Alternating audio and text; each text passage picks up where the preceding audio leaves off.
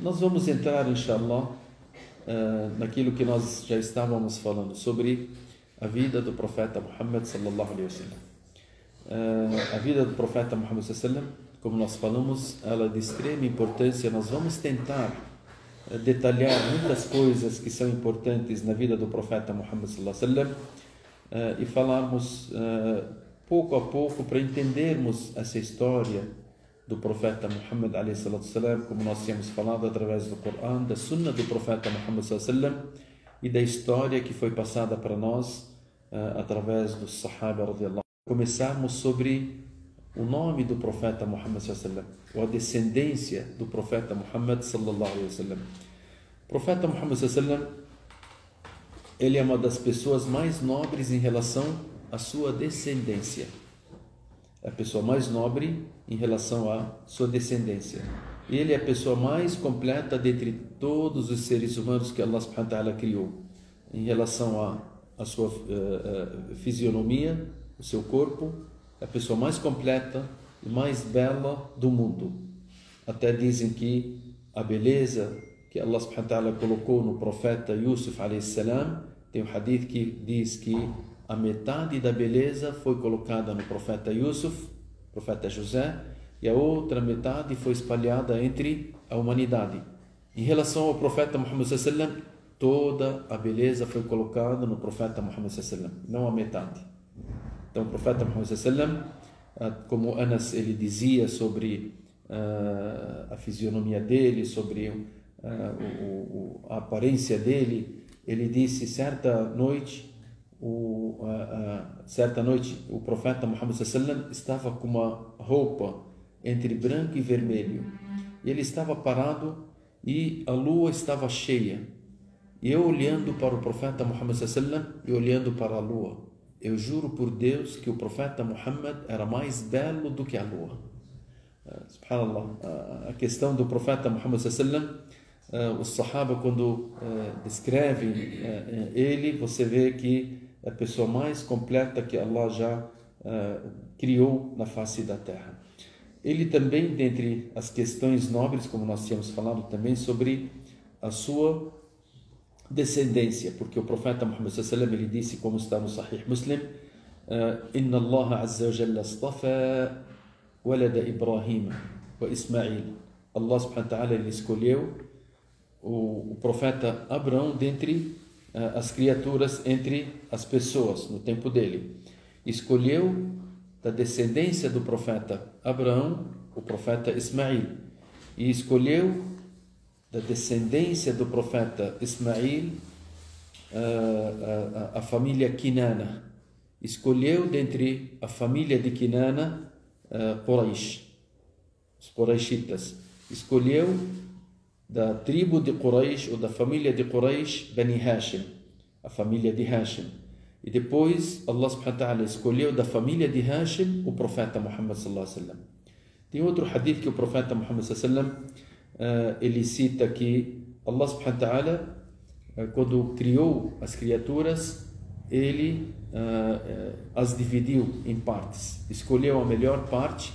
Dentre essa melhor parte veio a descendência do profeta Muhammad sallallahu alaihi wasallam. Então ele foi de descendência nobre para descendência nobre para descendência nobre até chegar até o Adam alayhi salam. Agora, qual que é a descendência que nós temos exata do profeta Muhammad sallallahu alaihi wasallam para chegar ao profeta Abraão, que a paz de Deus seja com ele? Nós sabemos que o profeta Abraão, ele teve dois filhos, Ishaq e Ismail. Esses dois filhos que são os filhos, o primeiro deles que é o primogênito, que é o Ismail, e o segundo que é o Ishaq. E nós já falamos sobre a história deles quando falávamos sobre os profetas. Dentre essa descendência do profeta Ibrahim alayhi salam, vieram os dois Ishaq, que vieram toda a descendência dos profetas que nós citamos. Do Ismail alayhi salam veio somente o profeta Muhammad sallallahu alaihi wasallam. Então o profeta Muhammad sallallahu alaihi wasallam, ele vem da descendência do profeta Ismail.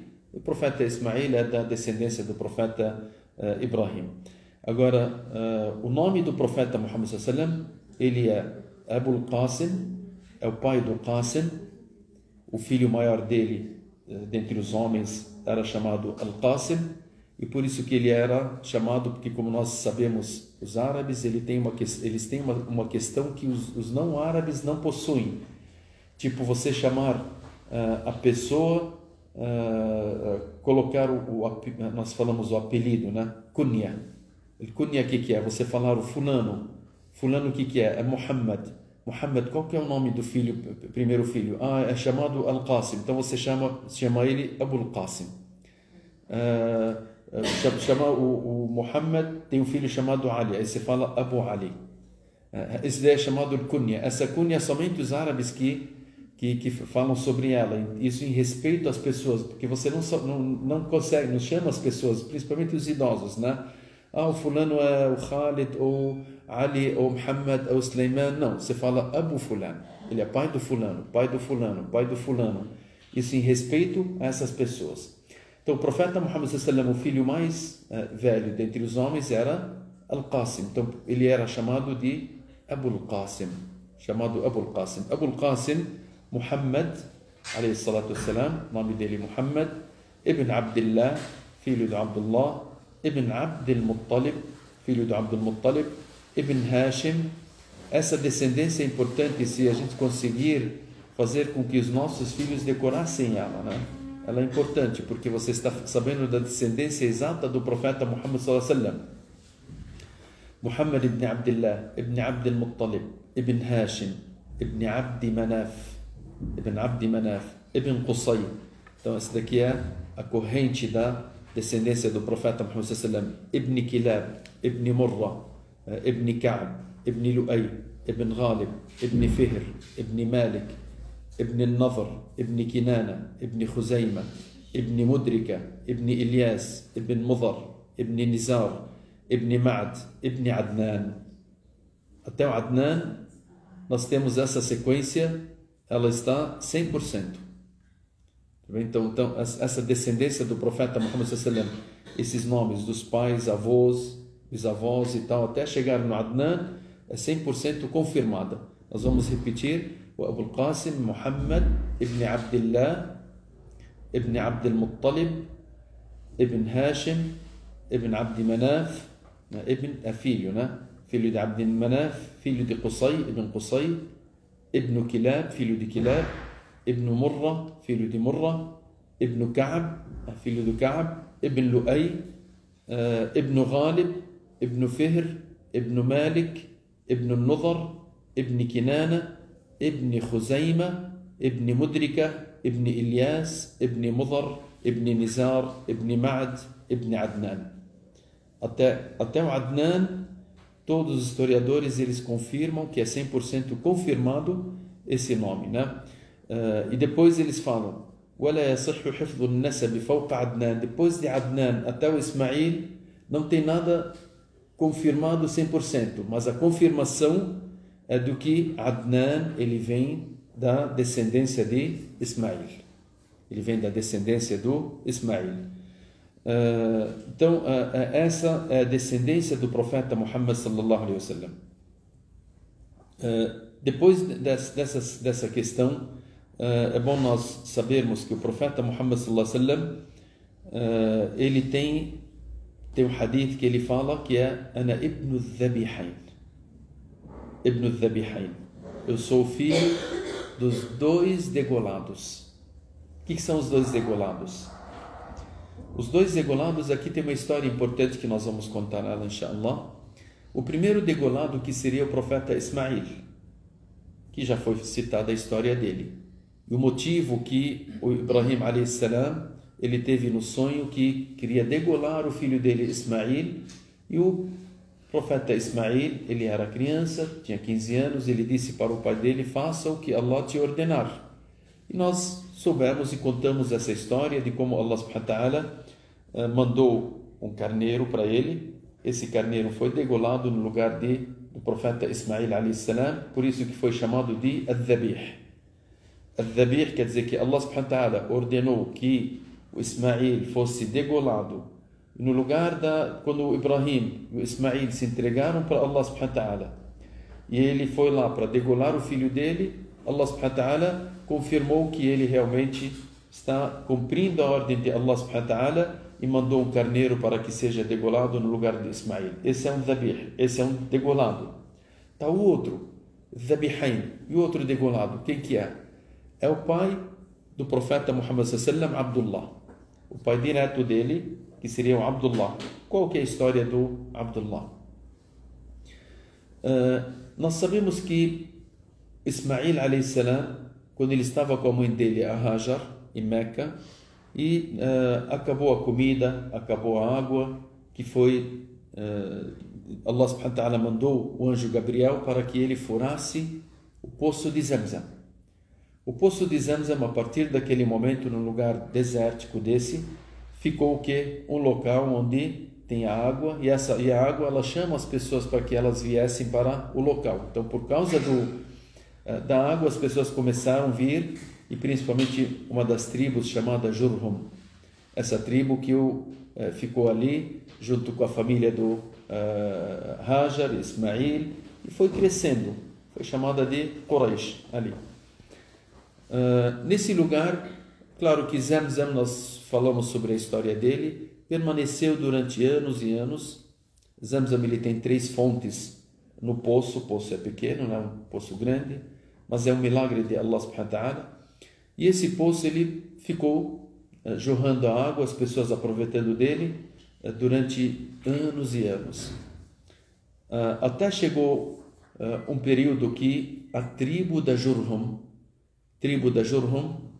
foi uma tribo que chegou um momento que eles eram injustos dentro de Meca. E eles queriam injustiçar as pessoas que estavam ali.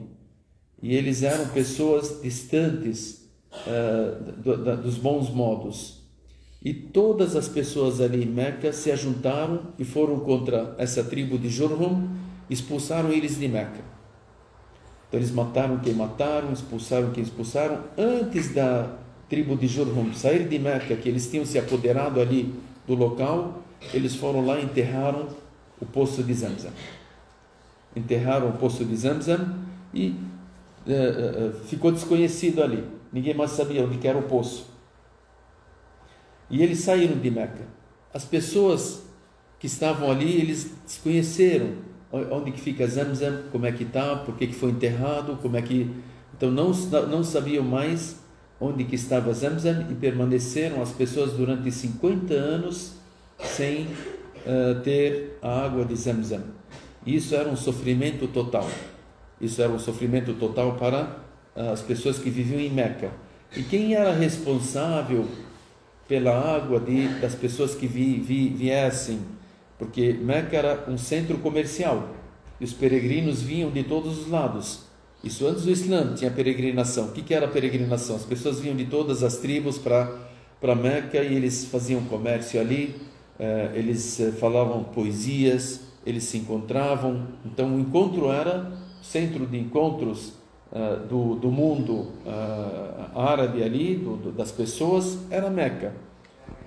Então Abdul Muttalib, ele tirava a água do Zamzam, ou a descendência deles que tirava a água de Zamzam e dava água para as pessoas que vinham para a peregrinação. Depois que o poço de Zamzam foi soterrado e as pessoas não sabiam mais sobre Zamzam, passou as gerações, as pessoas de descendência do Abdul Muttalib, eles ficaram os encarregados de darem água para as pessoas. Então eles iam para grandes distâncias e tal. Então aquilo, como nós falamos, era um grande sofrimento. Até que certo dia Abdul Muttalib, que seria o avô do profeta Muhammad sallallahu alaihi wasallam, que o profeta Muhammad sallallahu alaihi wasallam ele chama Muhammad ibn Abdullah ibn Abdul Muttalib. Então esses 3 nomes, Muhammad alayhi salatu wassalam, filho do Abdullah, filho do Abdul Muttalib. Abdul Muttalib é o avô do profeta Muhammad sallallahu alaihi wasallam. Ele que era o responsável para dar a água para as pessoas. Certo dia ele estava deitado dormindo perto da Kaaba, e veio um sonho para ele, dizendo: Uhfur Zamzam, perfure Zamzam. E ele falou: Muhammad Zamzam, o que é Zamzam? As pessoas já tinham desconhecido ali o que era Zamzam. Eles não sabiam mais sobre o poço de Zamzam, porque ficou anos e anos sendo soterrado sem que as pessoas soubessem dele, né? que antigamente não tinha história para ser escrita, e era passada as coisas, então isso não foi passado para eles. Uhfur Zamzam, ele acordou, é um sonho que veio para ele. No outro dia, veio o mesmo sonho também. Alguém falando para ele, perfure Zamzam. Aí ele falou, mas o que é Zamzam? No terceiro dia, foi também o mesmo sonho, veio para ele dizendo, perfure Zamzam, que está no lado de tal lugar, onde tem uma casa de formigas, onde fica o urubu que tem asas brancas, onde está entre isso e aquilo. Então foi citado o local. Foi citado um local para o Abdul Muttalib no sonho, que ali tinha um poço, e é chamado Zamzam, e esse poço tinha que ser perfurado. Abdul Muttalib, ele acordou e foi até o local onde foi indicado para ele no sonho.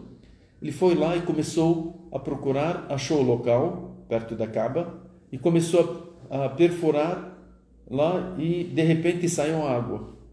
Quando saiu a água do Zamzam, vieram as pessoas de Quraysh e disseram, essa água não é só sua, a água é de todos nós.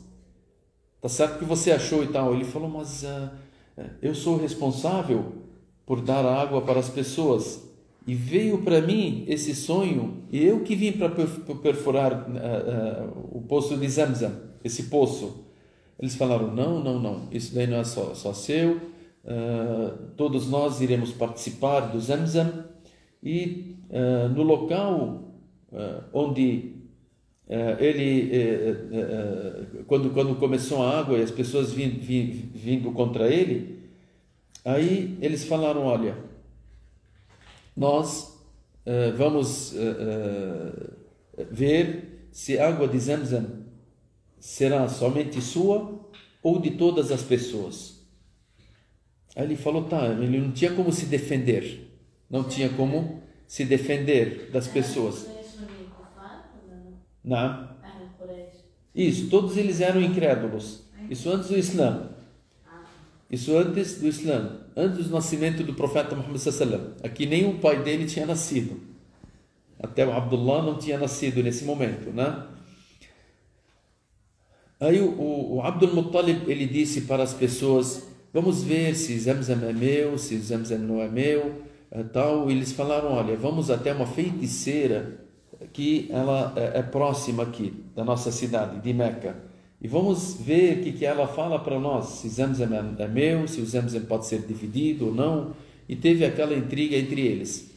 Eles saíram com 20 pessoas, 20 pessoas do lado do Abdul Muttalib e 20 pessoas do lado de Quraysh, esses contra esses, e foram no caminho, quando eles estavam indo até a feiticeira, eles não tinham mais água para beber, perderam toda a água, e de repente um olhava para o outro, ninguém mais tinha água. Para voltar para Meca tinha uma distância, para ir até o local onde eles estavam indo também tinha uma grande distância.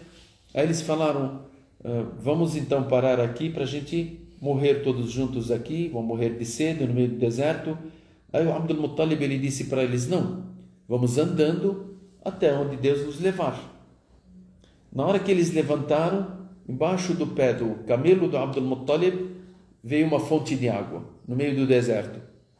Aí eles beberam tal e carregaram água. Aí eles falaram, não precisamos ir mais na feiticeira, isso é um sinal do que Zamzam realmente é seu, vamos voltar para Meca. E eles entregaram Zamzam para ele. Chegando lá em Meca, quando ele foi perfurar mais e mais o poço de Zamzam, ele achou um tesouro que foi enterrado também no Zamzam. Esse tesouro era grande. O Abdul Muttalib, ele pegou e falou, olha, eu vou gastar todo esse tesouro para reformar a Kaaba e para dar alimentação e coisas para as pessoas que vêm. As pessoas de Quraysh falaram, não, tá, a água é sua, mas esse tesouro nós vamos dividir. Aí foram lá e tal, não deixaram ele. Aí ele falou, eu juro que se Allah... Ele tinha somente um filho chamado Al-Harith. Ele falou, eu juro que se Allah permitir que eu tivesse 10 filhos para me protegerem, porque se tivesse 10 filhos para protegerem ele, ninguém ia falar nada. já que ele está sozinho, ele com o filho só, as pessoas iam lá, não, isso é nosso, aquilo é seu, isso é não sei o quê. Ele jurou que se Allah desse para ele 10 filhos para protegerem ele iria degolar um na frente da Kaaba. Então isso foi o quê? Uma promessa. E a promessa de Quraysh, ela tinha que ser cumprida. Todas as pessoas que faziam qualquer tipo de promessa, aquilo lá era sagrado. Ele tinha que cumprir aquilo. E realmente, Zamzam ficou lá com ele e tal, mas ele ficou humilhado perante as pessoas de Quraysh por aquilo que aconteceu. E, subhanallah, ele fez aquele juramento, né? Allah subhanahu wa ta'ala permitiu que ele tivesse 10 filhos. Ele foi tendo um filho atrás do outro, um filho atrás do outro, até que ele teve o quê? 10 filhos. Quando ele teve 10 filhos, passou o tempo e ele lembrou daquilo que ele tinha, da promessa que ele tinha feito, que ele iria degolar um dos seus filhos perante a Kaaba. E as pessoas todas elas souberam da promessa do Abdul Muttalib. Aí as pessoas falaram, olha, ele pegou e trouxe os 10 filhos, ia fazer um sorteio perante a Kaaba para ver o sorteio em qual dos filhos que iria cair. As pessoas lá de Quraysh, eles falaram, não, mas como que você vai matar um de seus filhos?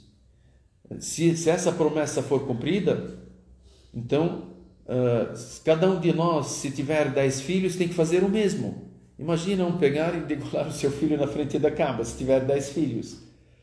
Então, essa é uma coisa que não poderemos aceitar. Ele falou, mas eu prometi.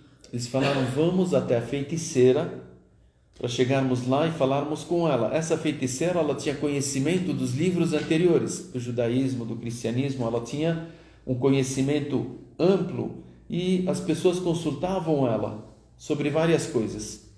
Eles falaram, vamos consultar essa feiticeira e ver o que ela fala. Se ela disser que não, degola, tal, às vezes ela tem alguma solução para nós. E eles saíram, Quraysh, saíram com Abdul Muttalib e foram até a feiticeira.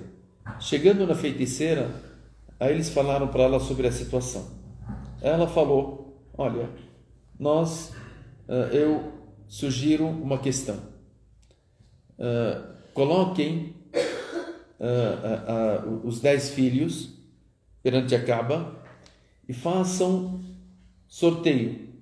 E sobre aquilo que o sorteio for a favor, tipo fulano, aí esse sorteio vai ser o quê? Aí vocês colocam Allahu Akbar, Allahu Akbar.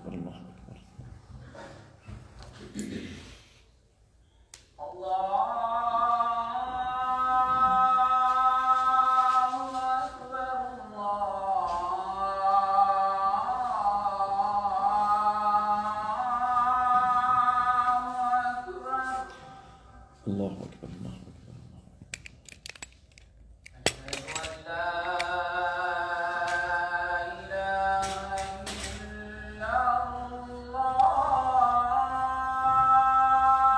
Ashhadu an la ilaha illallah. Ashhadu an la ilaha illallah.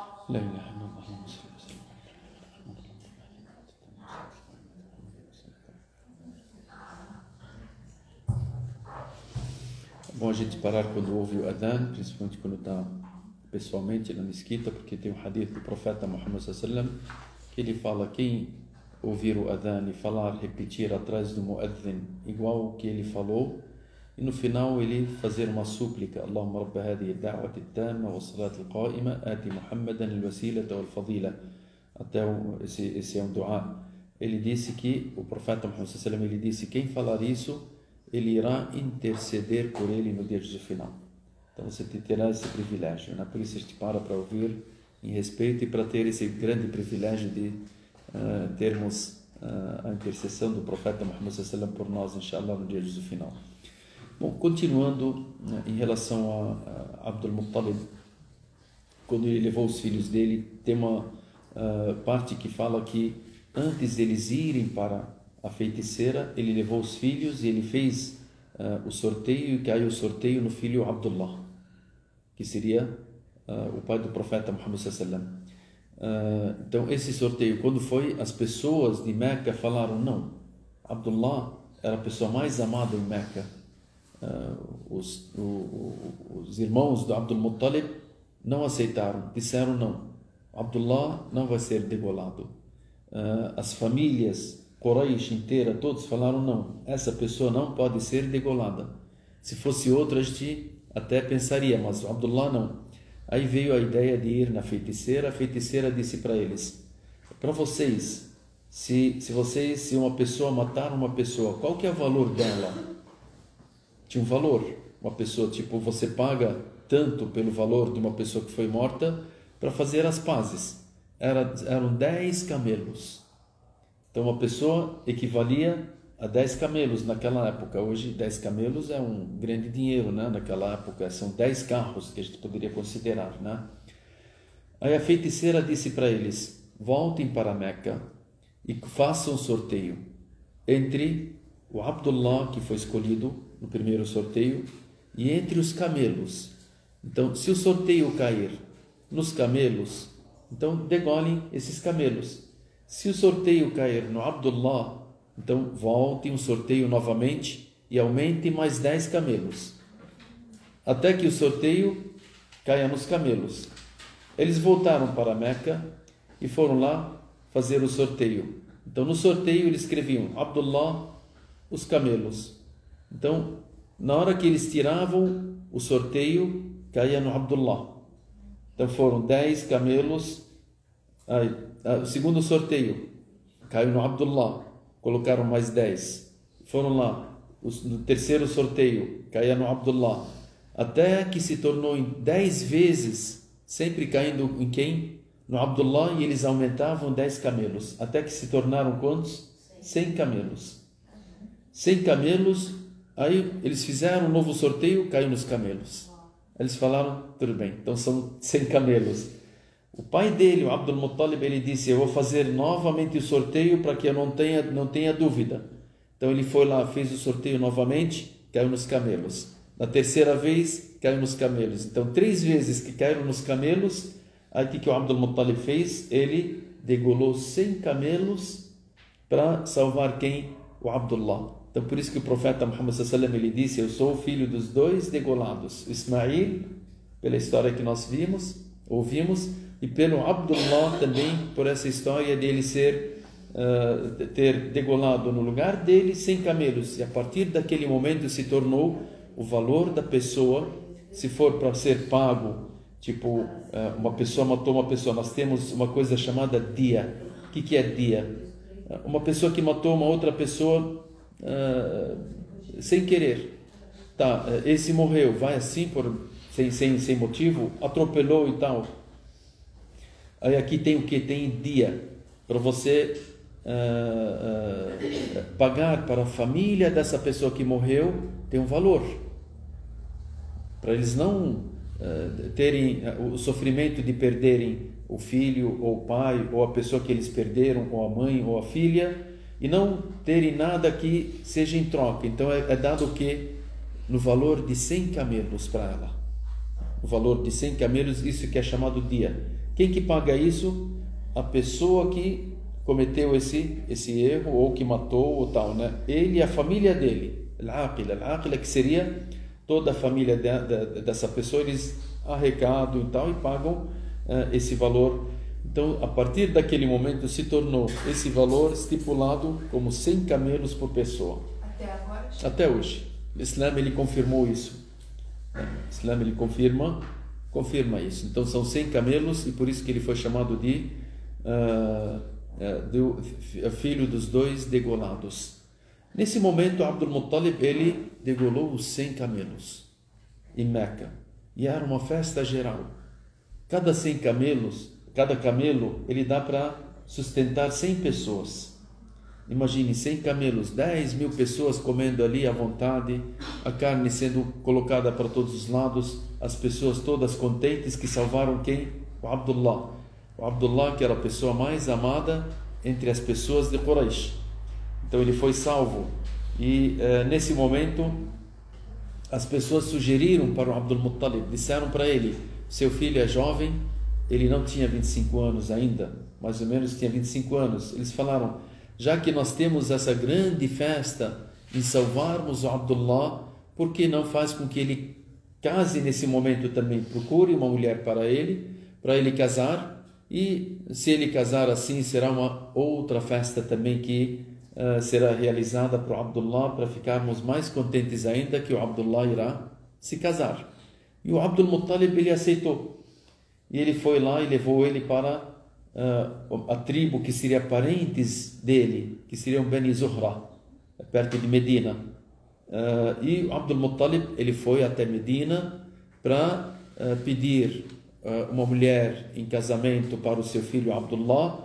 E todas as pessoas naquele momento, quando souberam dessa grande festa, as mulheres e tal, elas queriam casar com Abdullah. Só que, subhanallah, o pai dele quis levá-lo para Medina para escolher uma mulher para ele dentre os seus parentes. E indo no caminho, tinha uma mulher chamada Fatima al-Khaf'amiyya. Essa é uma pessoa que era uma das mulheres mais bonitas de Meca. E uma das mulheres mais ricas e mais desejada entre as pessoas naquele momento. Abdul Muttalib passou com Abdullah e eles foram passando perto da casa dela e eles pediram água ou leite para beberem. E ela olhou para o Abdullah e ela disse: esse jovem, ele tem algo importante, por aquilo que eu leio nos meus livros, nos livros anteriores, que seria o Torá, o Evangelho e tal, que há um profeta que irá nascer ou irá surgir em Meca, e esse profeta está próximo de vir. Eu vejo no rosto dessa pessoa, do Abdullah, uma luz diferente. E diziam que essa luz que estava no rosto do Abdullah, muitas pessoas viam ela, que era uma luz diferente. Subhanallah, era a luz do profeta Muhammad sallallahu alaihi wasallam no rosto do pai dele, do pai do Abdullah. Ela ofereceu para o Abdullah, dizendo para ele: por acaso você não quer casar comigo? Eu te dou 100 camelos. Aí ele olhou e disse: o pai dele está levando ele para um outro destino, né? Aí eles chegaram em Medina, escolheram para ele Amina bint Wahab min Bani Zuhra. Amina bint Wahab, que seria a mãe do profeta Muhammad sallallahu alaihi wasallam. E, subhanallah, Abdullah, ele casou com a Amina bint Wahab, ficaram 3 dias em Medina e depois voltaram. Na volta, aquela mulher, ela se encontrou com Abdullah e ela disse para ele, subhanallah, a luz que você tinha no rosto, ela já foi. Ela foi aonde?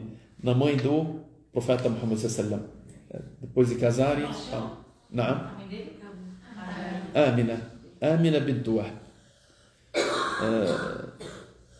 Nesse momento, Abdullah, ele volta para Meca com a esposa dele e formaram a casa deles. Depois de 2 meses, ele saiu para o comércio, porque eles eram comerciantes. Ele saiu junto com os comerciantes, e o comércio deles, como Allah subhanahu wa ta'ala citou no Coran, لِإِلَافِ قُرَيْشٍ إِلَافِهِمْ رِحْلَةَ الشِّتَاءِ وَالصَّيْفِ. لِإِلاف quer dizer que era o costume, يَأْلَفُونَ, eles acostumavam ir em 2 viagens. Quais são essas viagens? A viagem do inverno e a viagem do verão. A viagem do inverno eles iam para o Iêmen, a viagem do verão eles iam para a Síria. Síria, Líbano, Iraque, para comercializarem ali, pegarem comércio e trazerem para Meca. E isso era o costume das pessoas de Quraysh. Abdullah saiu com a caravana, depois de 2 meses de casado, e foi para a Síria, para comercializar. E na volta, quando ele voltou da Síria, ele veio ganhando dinheiro e tal, passaram perto de Medina. Passando perto de Medina, isso já fazia 6 meses mais ou menos que ele era casado.